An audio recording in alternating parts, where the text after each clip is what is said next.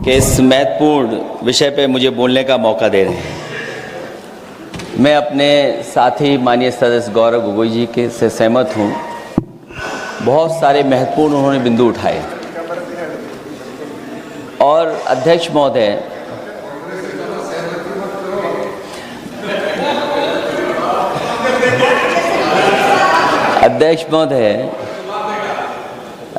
मुझसे ज़्यादा मेरे रिश्ते शायद हमारे विपक्ष के लोग ज़्यादा जान रहे हैं और जितना विपक्ष के लोग नज़र रखेंगे मैं समझता हूँ उतना रिश्ते और मजबूत हो जाएंगे। अध्यक्ष महोदय, मैं आंदोलन को बहुत दूर से देख रहा था और उस आंदोलन में जो जीत के बाद नारा लगा, एक नारा लगा अध्यक्ष महोदय, सरकार के खिलाफ नारा लगा कि सरकार को ये अहंकार था कि सरकार झुकती नहीं है, लेकिन उन्हीं नई पीढ़ी के लोगों ने ये वो नारा दिया कि झुकाने वाला चाहिए, सरकार भी झुकती है और सरकारों को झुकाना भी नौजवानों को आता है। सरकार झुकी और स्वीकार किया उन्होंने।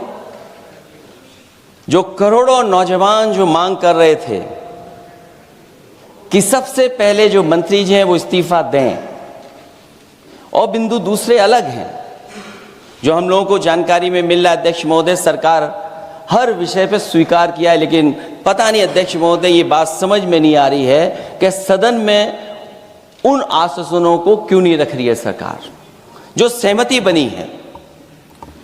और उसके बाद अध्यक्ष महोदय, हम लोगों ने देखा कि जब मंत्री जी लौटे हैं, मंत्री नहीं रहे, उसके बाद सदन के बाहर उनका स्वागत किया गया। अध्यक्ष महोदय, जो स्वागत हुआ उसके लिए हमें कोई शिकायत नहीं है, लेकिन माननीय सदस्यों को कितनी बड़ी राहत मिली होगी, कितने बड़े संकट से बचाया उन्होंने। एक प्रधान जी को हटा करके प्रधानमंत्री बचा लिया आपने। और ऐसा अध्यक्ष महोदय आंदोलन किसी ने नहीं देखा, जिस आंदोलन में नई पीढ़ी के लोग, कम उम्र के लोग निकल करके आ गए और जो नारे दिए गए। ये सरकार पिछले कई वर्षों से नकारात्मक प्रचार पर टिकी हुई थी, नकारात्मक राजनीति करती थी और न जाने कितने हजार करोड़ रुपए खर्च किए होंगे सरकार ने नकारात्मक राजनीति के लिए।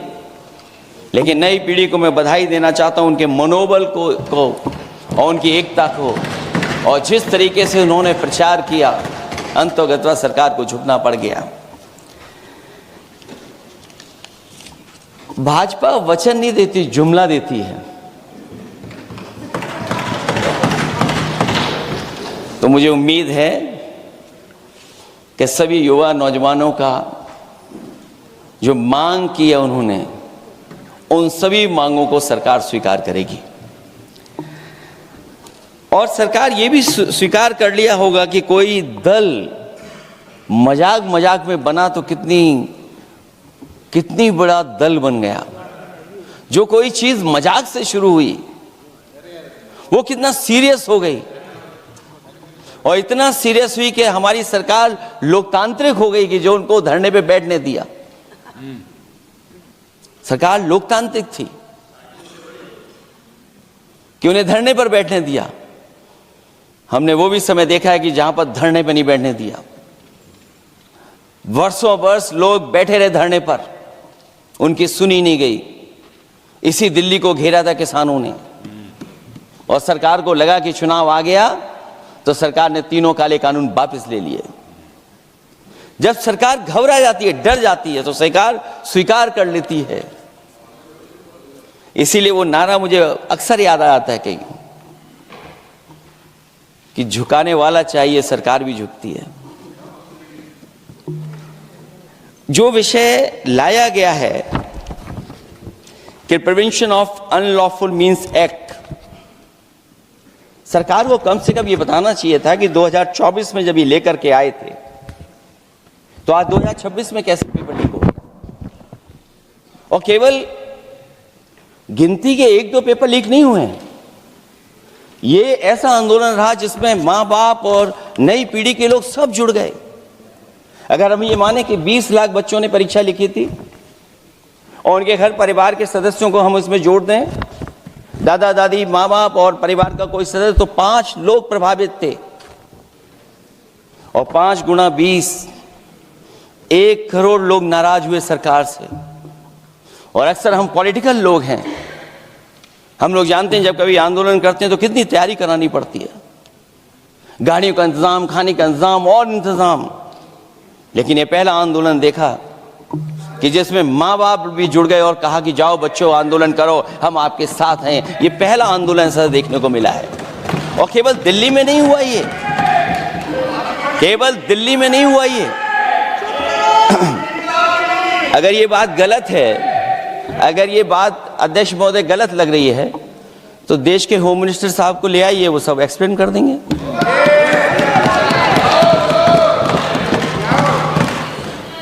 पहला आंदोलन जिसमें माँ बाप ने साथ दिया, क्योंकि परीक्षा से कितना दुखी हैं लोग। ये जो परीक्षाएं लीक हुई हैं,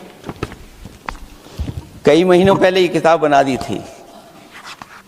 और अध्यक्ष महोदय, जो लोग चढ़ावा चोरी नहीं बचा पाए,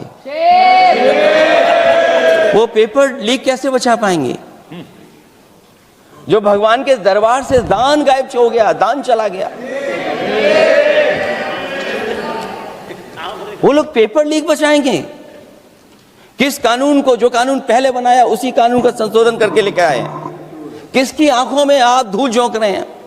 और अगर कानून से बच रहा होता तो भाजपा की 10 साल की सरकार में 20 परीक्षाएं कैसे लीक हो गई?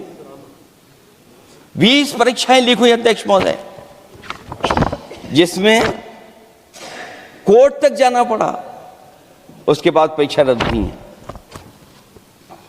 दरोगा भर्ती का पेपर लीक हो गया, जूनियर इंजीनियरिंग के भर्ती का पेपर लीक हो गया, ग्राम विकास पंचायत अधिकारी का पर्चा लीक हो गया, नलकूप चालक भर्ती का, यूपी टेट का परीक्षा लीक हुआ। और एक बार नहीं हुआ, 3 बार पेपर लीक हुआ यूपी टेट का। हाई स्कूल बोर्ड का परीक्षा लीक कर दिया, इंटरमीडिएट की बोर्ड की परीक्षा लीक हुई, इंटरमीडिएट का फिर परीक्षा का लीक हुआ, कई बार हुई। सिपाही भर्ती लीक हुई। आप सोचिए कितनी परीक्षाएं लीक हुई हैं। और नीट परीक्षा कोई पहली बार लीक नहीं हुई, दोबारा लीक हो गई, कानून बनने के बाद लीक हुई। सहायक प्रोफेसर भर्ती लीक है, लेखपाल भर्ती लीक हुई। यूपी जैसे स्टेट, जो सबसे बड़ा स्टेट है, जहां से प्रधानमंत्री चुन करके आते हो, वहां तक पेपर लीक हो जा रहा है। और जो संस्था परीक्षा एग्जामिनेशन करा रही है, वो एनटीए में भी आउटसोर्स कर दिया आपने। हम विपक्ष के लोगों को तो डर ये लगता है अध्यक्ष महोदय, कहीं ऐसा ना हो कि ये पूरी सरकार को आउटसोर्स कर दें। आउटसोर्स सरकार है जो सबसे विश्वसनीय संस्था है, उसमें आउटसोर्स पे आपने कर्मचारियों को रखा हुआ है। किस बात की जवाबदेही है? यही अकाउंटेबिलिटी है आपकी? कहीं अकाउंटेबिलिटी ये तो नहीं है? आप अकाउंटेबिलिटी को ये न कहीं समझ बैठे हो कि अकाउंट को भर दे वो एबिलिटी वाला ही हमें चाहिए? कहीं वो अकाउंटेबिलिटी तो नहीं है? आप बताइए, एनटीए को आउटसोर्स किया हुआ है आपने। जिस संस्था की जिम्मेदारी है महत्वपूर्ण परीक्षा कराने की, उसमें सब आउटसोर्स। और ये सच कहा कि कांग्रेस पार्टी के माननीय सदस्य ने मांग की है कि वो हम लोगों को पता होना चाहिए आखिरकार कौन लोग थे जो आउटसोर्स होकर के बैठ करके परीक्षा में इस तरह की घोटाला कर रहे थे। आखिरकार जवाबदेही क्या है, किसकी थी? और फिर केवल नीट की परीक्षा की बात करें और परीक्षाओं की बात करें, अगर हम अध्यक्ष महोदय, जब से सरकार बनी है तब से सरकार की कोशिश रही है कि शिक्षा, परीक्षा और यूनिवर्सिटी का ताना बाना पूरा ध्वस्त हो जाए, उसको एक रंगी बना दें हम। उसमें अंडरग्राउंड अनरजिस्टर्ड लोग शामिल हो जाएं। ये पिछले जब से भारतीय जनता पार्टी की सरकार आई है तब से हो रहा है। और फिर शुरुआत कहां से होती है? क्योंकि आप नहीं चाहते कि देश के गरीब लोग पढ़ें लिखें आगे बढ़ें। सरकार ने सबसे पहले हमला किया प्राइमरी स्कूल पर, और प्राइमरी स्कूल कितने बंद किए हैं आपने? जहां से बच्चे की शिक्षा की यात्रा शुरू होती है। एक गरीब परिवार का बेटा बच्चे कहां से पढ़ करके निकलते हैं? सबसे पहले प्राथमिक शिक्षा सरकारी स्कूलों से पढ़ करके निकलते हैं। हमारे बहुत सारे माननीय सदस्य होंगे, वो उन्हीं प्राथमिक विद्यालयों से पढ़ करके आज इस सदन तक पहुंचे होंगे। आपने सबसे पहले स्कूलों पे हमला किया, और प्राइमरी से लेकर के नौकरी तक पे आपने हमला किया है। युवाओं के भविष्य पर आपने चोट पहुंचाने का काम किया है। और जो प्राइमरी स्कूल जो आपने बंद किए हैं, वो इसीलिए बंद किए हैं आपने कि पिछड़े, दलित और गरीब के वर्ग के परिवारों के बच्चे पढ़ लिख न जाएं। क्योंकि आज भी अगर हम देखते हैं प्राइमरी स्कूल में कौन पढ़ने जा रहा है? सबसे समाज के गरीब परिवार के बच्चे पढ़ करने जा रहे हैं। सबसे पहला हमला आपने वही किया, और इसीलिए किया क्योंकि नींव पर ही अगर हमला होगा तो ये आगे नहीं बढ़ पाएंगे। जो आंकड़े सरकार के बताए गए हैं, 1 लाख से ज्यादा सरकारी प्राइमरी स्कूल बंद कर दिए सरकार ने। और अगर ये बात गलत है तो हमें उम्मीद है सरकार इस पर भी जवाब देगी। और अगर हम आंकड़े निकालें तो जो आंकड़े दिखाई दे रहे हैं, यूपी में सबसे ज्यादा प्राइमरी स्कूल बंद हुए हैं। और ये सरकार के आंकड़े हैं कि 7 लाख से ऊपर विद्यालय थे जो अब 6 लाख रह गए हैं। और यूपी में तो सबसे ज्यादा बंद हुए हैं। उत्तर प्रदेश में 26,386 सरकारी प्राइमरी स्कूल बंद कर दिए सरकार ने। और केवल प्राइमरी स्कूल बंद नहीं किए हैं, नौकरी पे भी हमला किया है। 69,000 शिक्षक भर्ती को लेकर के बड़े पैमाने पर घोटाला किया गया। और घोटाला इतना बड़ा है कि वो सभी कोर्टों में गए हैं और पिछले कई वर्षों से आंदोलन कर रहे हैं। कोई स्थान नहीं बचा अध्यक्ष महोदय जहां पर वो शिक्षक भर्ती के लोग न गए हों। मंत्रियों के यहाँ गए, आंदोलन किया है, हाई कोर्ट गए, सुप्रीम कोर्ट गए। लेकिन देखिए सरकार भी कमाल की है कि सरकार उनको नौकरी नहीं देना चाहती। और इसलिए नौकरी नहीं देना चाहती है क्योंकि उन्होंने भर्ती गलत की है। और भर्ती में जिन लोगों का अधिकार छीना है वो सबसे ज्यादा पिछड़े और दलित परिवार के बेटे, जिनका अधिकार इस सरकार ने छीना है। और ये अगर बात नहीं ठीक है तो हमें उम्मीद है कि सरकार इसका भी जवाब देगी। माध्यमिक स्कूलों को भी बंद किया जा रहा है और बड़े पैमाने पे स्कूल बंद हुए हैं। और जो बोर्ड की परीक्षाएं लीक हुई हैं, पूरे देश में बड़े पैमाने पर बोर्ड परीक्षाओं के पेपर लीक किए गए हैं। अध्यक्ष महोदय, हम जानना चाहते हैं कि आखिरकार 10वीं और 12वीं के पेपर लीक क्यों हो रहे हैं? 10वीं और 12वीं के पेपर लीक क्यों हो रहे हैं? इसके लिए अगर कोई सरकार के पास जवाब हो तो बताएं।